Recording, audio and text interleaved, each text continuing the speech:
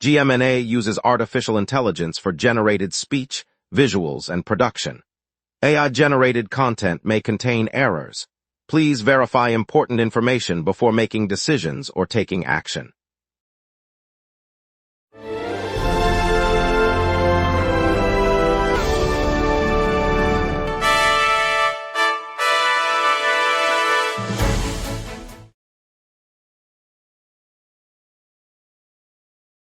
Good evening, Wildwood. Tonight we'll bring you the Saturday surf forecast for our Jersey shoreline, a quick look at the Cape May County Film Production Certification push, and a splash of local flavor with Sandbar Joe's floating food tour returning. Traffic is clear across town. Over to you, Jake. Friday night fireworks kickoff draws crowds to the Wildwoods Boardwalk tonight at 7 p.m., featuring over 300 fireworks shells launched from the pier. The event, organized by the city and local businesses, offers free admission, live music on the pier, and expects several thousand attendees throughout the evening. Fireworks are synchronized to a curated soundtrack, with safety teams positioned along the shoreline and local vendors providing food and drinks for spectators. The boardwalk will glow tonight, families gathering early, tickets are free, and safety crews are on standby, so lots to get to. Let's begin. Good evening, Wildwoods. NJ101.5 just released today's weather and surf outlook for the Jersey Shore, covering the Wildwoods and the rest of the coastline. The report calls for pleasant temperatures and light breezes, creating a comfortable backdrop for beachgoers along the boardwalks and bays. Wave conditions are described as moderate, offering surf that can accommodate both casual swimmers and those looking to ride aboard. The station notes that the combination of warm weather and manageable surf makes it an ideal day for families, sunbathers, and water sport enthusiasts alike. With the forecast in hand, residents and visitors can plan their outings, whether they're heading to the sand, setting up a picnic, or paddling out for a few rides. The broadcast also mentions that water temperature stays pleasant, encouraging a quick dip. Stay tuned for any updates as the day progresses. Today, Cape May County officials submitted an application for New Jersey's state film production certification, a move aimed at drawing on location movie and television projects to the coastal region. County leaders said the certification would open doors for producers seeking diverse settings, promising to inject new revenue into local businesses and create jobs. The initiative forms part of a broader regional strategy to broaden tourism beyond traditional beach season, positioning the area as a competitive filming destination alongside neighboring locales. Officials noted that state approval could streamline permitting, offer tax incentives, and provide a formal marketing channel for the county's scenic towns, historic sites, and natural landscapes. If granted, the program would join similar efforts across the state designed to diversify economic activity and boost community resilience. County commissioners anticipate the certification could also attract ancillary services, from catering to equipment rentals, further expanding the local supply chain. 2 teens have been charged in connection with a violent assault that took place earlier this week in North Wildwood, Cape May County. Authorities say a 20-year-old man and a 17-year-old boy are now facing assault charges after investigators linked them to the incident. Police responded swiftly after the assault, gathering evidence that led to the arrests. Detectives reviewed surveillance footage and statements from witnesses before making the arrests. The case adds to safety concerns among residents of nearby Wildwood, who have voiced worries about rising violence. Both suspects now face assault charges and are being held pending a court appearance. The district attorney's office confirmed the charges and said the case will proceed through the criminal justice system.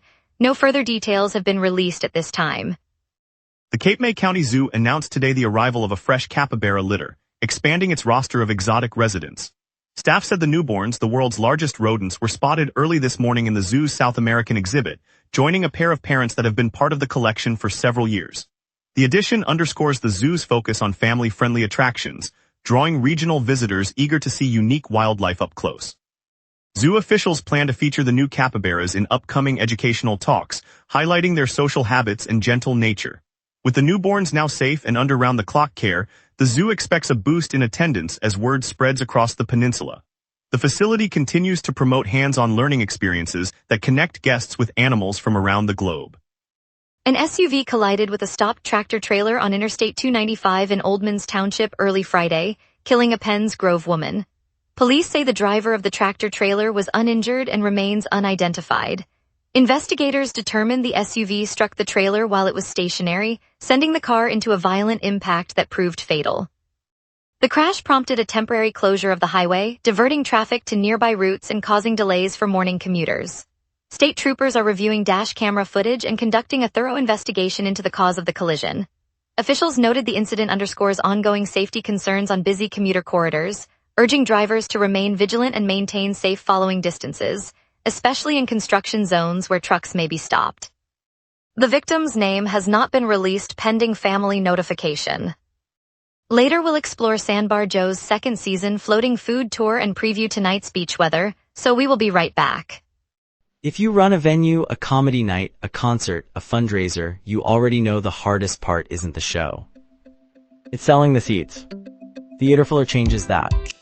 In minutes, you're set up with your own ticketing page, QR code delivery, and a door scanner. No technical headaches, no middleman taking a cut of your night. Your event, your tickets, your revenue. Go to theaterfiller.com and fill every seat. Welcome back, everyone. Let's dive into the headlines, and now over to Jake for our local stories. Stay tuned for the latest updates that matter to you. Sandbar Joe's has kicked off the second season of its floating food tour this week, steering diners through a curated tasting of Wildwood's waterfront eateries. The guided on-water experience departs from the pier each morning, stopping at 3 local restaurants that serve everything from fresh-caught seafood to signature sandbar sandwiches. Visitors and residents alike can sample dishes while cruising the harbor, with a local chef providing commentary on each venue's history and menu highlights.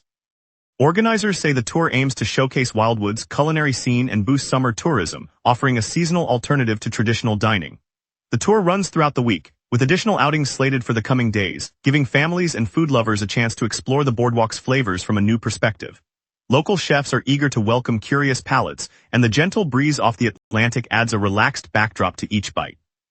Fireworks lit the boardwalk Friday night as the new weekly summer series kicked off, drawing families and tourists to the waterfront. Organized by the Wildwood Boardwalk Committee, the first display launched on June 26 and will continue each Saturday through September 4. The bright bursts over the Atlantic have become a staple of the town's warm evenings, offering a free, family-friendly way to mark the start of the beach season. Vendors reported longer lines, and nearby restaurants saw a steady flow of diners staying for the show. Local musicians also set up a small stage nearby, playing upbeat tunes as crowds gathered. Residents can expect the next display this Saturday, keeping the tradition alive throughout the summer months. The ongoing series adds a lively backdrop to boardwalk strolls, reinforcing Wildwood's reputation as a vibrant seaside destination. Boardwalk officials announced on May 8 that the historic tramcar line is being upgraded with a fleet of electric Volvo vehicles. The new cars will roll onto the Wildwood's boardwalk over the coming months, replacing the aging gasoline-powered trolleys while keeping the classic wooden carriage design. The authority says the shift aims to cut emissions and preserve the nostalgic ride that draws tourists each summer. Engineers are already wiring the overhead power system and testing the first prototype on a quiet stretch of the promenade. Residents can expect quieter mornings and fewer exhaust fumes as the electric trams enter regular service later this year. The $20 million program, financed through state transportation grants, targets full completion by early next summer and aims to reduce noise. The project is part of a broader environmental and heritage effort to modernize local transport, without losing the boardwalk's iconic charm. Yesterday, the North Wildwood Beach Patrol turned its stretch of sand into a lively family fun day. Families gathered for a series of games, from beach volleyball to sandcastle contests, while local food vendors served everything from fresh crab rolls to ice cream cones. The patrol also staged short safety demonstrations, showing how to spot rip currents, properly use life vests, and respond to minor injuries. Organizers said the event was designed to blend enjoyment with practical tips, hoping beachgoers leave with both smiles and a clearer sense of how to stay safe in the surf. Attendance included many Wildwood residents who crossed the boardwalk to join the festivities, reinforcing the close ties between the two towns. The patrol plans to hold similar events later in the summer, keeping the focus on community and coastal safety. Police say a fight broke out on June 22 in North Wildwood that left 3 people in the hospital and resulted in 2 arrests. Among the injured was Alpacino Carrero, 20, who was treated for a concussion and bruises at the county medical center. The suspect, a 17-year-old boy, was taken into custody along with another individual after officers responded to reports of a disturbance near Boardwalk. Both arrestees faced charges of assault and disorderly conduct. Detainees were booked at the North Wildwood police station and are being held on bond pending court appearances. Hospital officials reported that all 3 patients are in stable condition and are expected to make full recoveries. The incident adds to a recent spate of violence reported in neighboring towns, prompting residents to keep an eye on safety. Emergency services responded quickly, and investigators are reviewing surveillance footage to determine what sparked the altercation. Now let's turn to our meteorologist for a quick look at tonight's coastal forecast. A deepening low over the Great Lakes meets a swift western jet, setting tonight's rain and lingering clouds. On this date, Wildwood once sweltered to 91 degrees in 2021, a blistering peak that rode a persistent ridge of high pressure across the Midwest. Conversely, the coldest reading fell to 55 degrees in 2015, when a deep Arctic front plunged southward, blanketing the region in snow. Today's climate normals sit near 75 for the high and 66 for the low, so the current temperatures sit comfortably between those historic extremes. Those outlier values illustrate how a shifting jet stream can deliver both scorching summer bursts and sudden wintry dips within a single decade. On the radar screen, the echo band stretches from the northwest, tracking southeastward across the lake plain. A narrow band of moderate returns is moving toward the city, arriving at roughly 7 p.m. and peaking around the same hour before thinning out. The western jet, blowing at 57 miles per hour, is steering the moisture corridor, so by 8 p.m. the skies will clear and the rain will be behind us. At 6 p.m. the sky is a thick overcast blanket, temperature 72, humidity 98%, and a gentle southeast breeze at 9 miles per hour gusting to 20. Pressure is falling, a sign that the unsettled low trailing the jet stream is closing in. The western jet, punching through at 57 miles per hour, is funneling a moist airstream toward the region, which will manifest as light rain around 7 p.m. that will quickly taper off as the low passes east of the city. UV index remains at 7, and wind will shift eastward, reaching a maximum of 13 miles per hour after the rain. No alerts are active. With the rain ending, we now look ahead to the 5-day trend. Looking ahead, tomorrow's high will climb to 75 with a low of 66, but the sky stays overcast as another weak low drifts nearby. Monday offers a break, clearing to mainly clear skies and a pleasant high of 73, low 66, allowing the night to cool quickly. Tuesday returns to overcast conditions and a high of 77, low 68, as the jet stream nudges a shallow trough eastward. Midweek, Wednesday shines bright under a clear sky, reaching a high of 81 and a low of 72, the first truly warm day of the stretch. Thursday continues the dry spell with a high of 82 and a low of 73, both clear, setting the stage for a mild weekend. And that's your weather. Remember, the local sunset is also available as a podcast. Listen anytime on Amazon Music or wherever you get your podcasts. No traffic delays, plus Friday night fireworks, the Flyers' 136th overall pick KJ Sauer, and a fishing pier expansion spotlight. We will be right back. If you run a venue, a comedy night, a concert, a fundraiser, you already know the hardest part isn't the show. It's selling the seats. Theaterfiller changes that. In minutes, you're set up with your own ticketing page, QR code delivery, and a door scanner. No technical headaches. No middleman taking a cut of your night. Your event, your tickets, your revenue. Go to theaterfiller.com and fill every seat. All major corridors are flowing freely this afternoon. Route 1 north and south is clear through town, and the Garden State Parkway shows no slowdowns at the Wildwood Toll Plaza. County Route 539 and County Route 42 are moving at normal speed, with no accidents or construction. Drivers heading for the boardwalk can expect light traffic for the next hour. Look ahead to early evening as commuter volumes rise. The bridge on Route 1 and the northbound Parkway lanes usually pick up after 5:30. Downtown routes may see a short queue at the Municipal complex when school buses return. Overall, today's drive remains smooth, but plan for a modest build-up as rush hour approaches. Cyclists still have the waterfront trail open and traffic-free. Parking near the marina fills quickly after 6, so arriving a bit earlier can help. Wildwood's Friday night fireworks light up the boardwalk tonight, a dazzling display that draws families and tourists alike. Perfect excuse to grab a bite and watch the sky burst in color.